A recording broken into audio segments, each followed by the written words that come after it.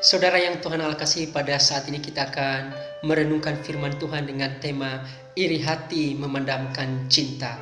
Iri hati adalah sebuah dosa, kebencian atau kecemburuan seseorang atas keberhasilan orang lain. Iri hati adalah sebuah perasaan yang muncul karena nggak bisa menerima sebuah fakta atas keberhasilan dan kesuksesan orang lain. Iri hati juga biasanya muncul karena apa? Karena lebih banyak melihat orang lain daripada diri sendiri. Lebih banyak melihat orang lain daripada Tuhan. Saudara yang Tuhan Allah kasihi, iri hati adalah dosa yang serius. Kalau kita melihat di dalam kisah Alkitab, yang pertama tentang kisah Saul dan Daud. Ketika Daud pulang dari perang mengalahkan bangsa Filistin, para perempuan-perempuan menari dan mereka mengatakan Daud mengalahkan musuh berlaksa-laksa, tetapi Saul beribu-ribu. Ketika Saul mendengarkan itu, maka muncul yang namanya iri hati. Iri hati, muncul iri hati, amarah, dengki dan benci. Sehingga iblis menguasai Saul. Akibatnya, Saul memiliki niat jahat untuk membunuh Daud. Sebelumnya mereka memiliki hubungan yang baik, ada cinta di dalamnya, tetapi iri hati memadamkan cinta di antara mereka. Yang kedua adalah kalau kita melihat juga di dalam kisah Kain dan Habel. Bagaimana Kain membunuh adiknya Habel hanya karena iri hati. Kain iri kepada Habel karena apa? Karena Tuhan lebih mengindahkan persembahan Habel daripada Kain. Sehingga iri hati menguasai hidupnya, kebencian menguasai hidupnya, sehingga melakukan tindakan yang fatal, yaitu membunuh adiknya.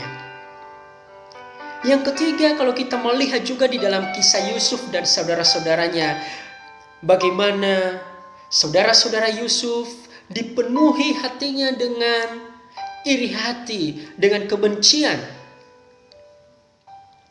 Itulah sebabnya mereka melakukan tindakan-tindakan yang tidak baik. Mereka berencana membunuh Yusuf, membuang Yusuf, bahkan menjual Yusuf kepada orang Mesir.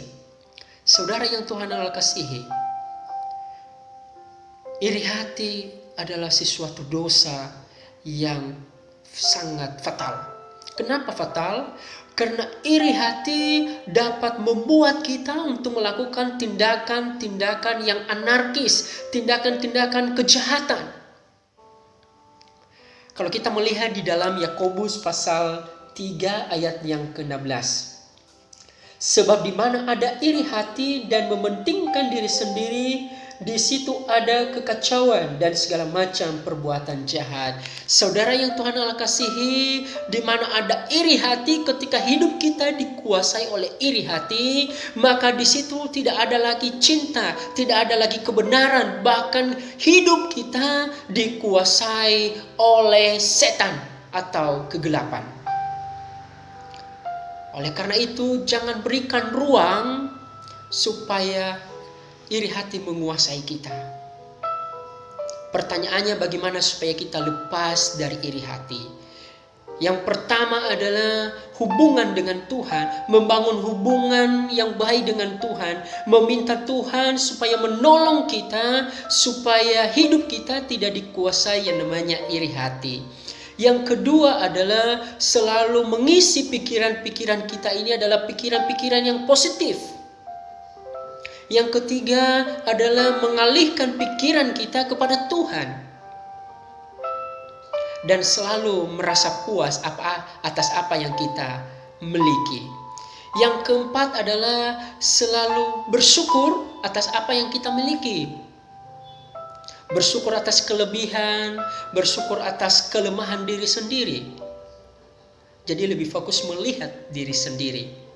Yang kelima adalah membiarkan kasih Tuhan untuk menguasai hidup kita. Sehingga kasih itulah mendorong kita untuk mengasihi orang-orang yang ada di sekitar kita. Tuhan memberkati.